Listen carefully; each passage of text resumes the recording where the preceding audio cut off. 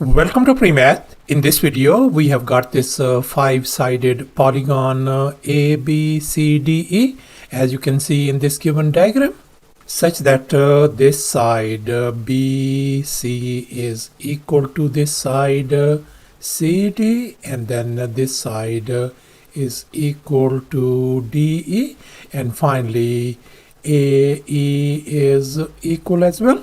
And moreover, this angle CDE is being represented by X, whereas this angle EAB is 20 degrees. And these are our 90 degrees angles each.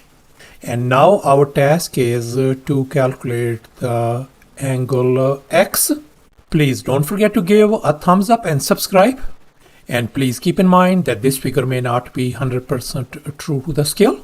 Let's go ahead and get started. And here's our very first step. Let's make an observation. We can see this side BC equal to this side CD. So therefore, I'm going to connect these 2 points B and D, as you can see in this next step.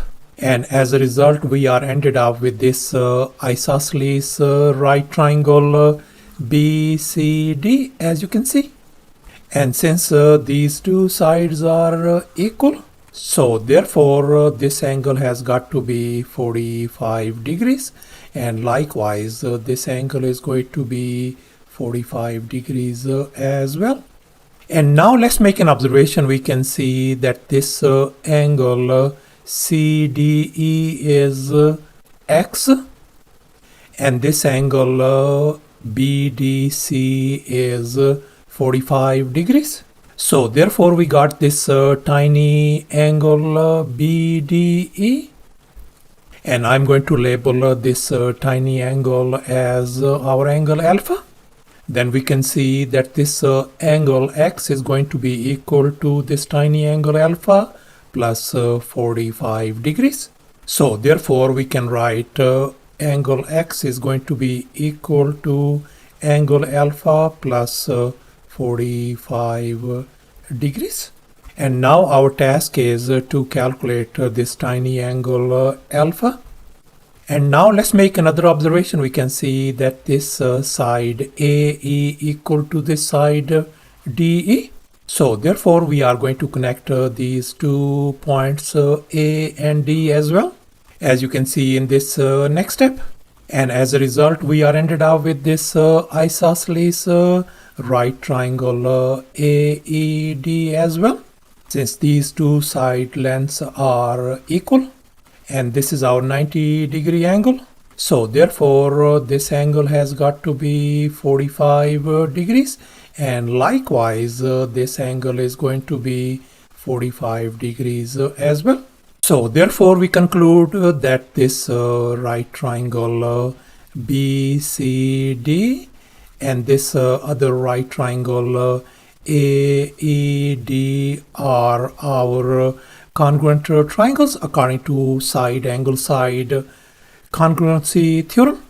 And since these two triangles are congruent, so therefore we conclude the side length AD is going to be equal to the side BD. In other words, this side AD is going to be congruent to this side BD. And now let's focus on this big triangle ABD, as you can see. And let's make an observation. We know this angle is 45 degrees. And this angle is 20 degrees. So therefore this total angle BAD is going to be equal to 20 degrees plus 45 degrees, and that is going to give us 65 degrees. And now let's make an observation. We can see that this triangle ABD is an isosceles triangle, since this side length AD is congruent to this side length BD. So therefore this whole angle BAD is going to be congruent to this angle ABD as well.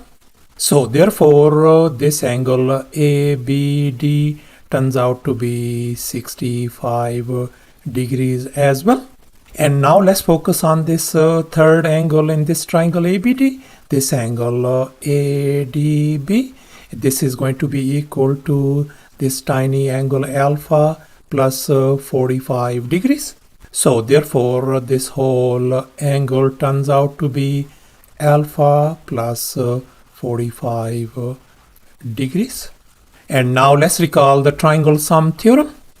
The sum of three interior angles in a triangle is always 180 degrees. So therefore the sum of all these three angles, alpha plus 45 degrees, this angle 65 degrees, plus this angle 65 degrees must be equal to 180 degrees. So therefore I can write down our first angle alpha plus 45 degrees plus our other angle 65 degrees plus 65 degrees as well must be equal to 180 degrees.